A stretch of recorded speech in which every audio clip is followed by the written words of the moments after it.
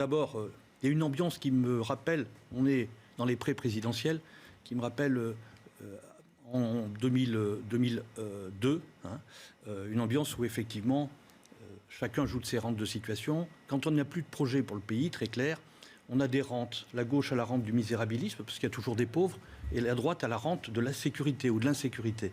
Et donc, à partir du moment où effectivement, on travaille sur ces thèmes, on fait monter des forces parfois obscures. Pour ce qui concerne... mais attendez, vous ne pensez pas qu'il y a un sentiment d'insécurité en France? Vous parliez de 2002, Jospin parlait du sentiment d'insécurité en France. C'est une réalité.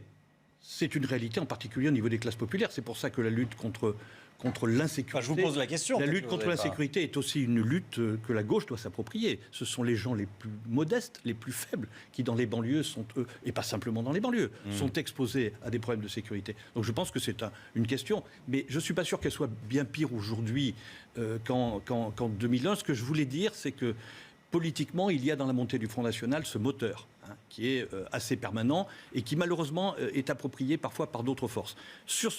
Pour ce qui concerne PACA, nous, composantes de la majorité, nous avions demandé à ce que la majorité aille au premier tour. Je crois que la clarté en politique veut que, effectivement, si l'on n'est pas de la même famille politique, on se compte au premier tour et après on compte les Républicains au second.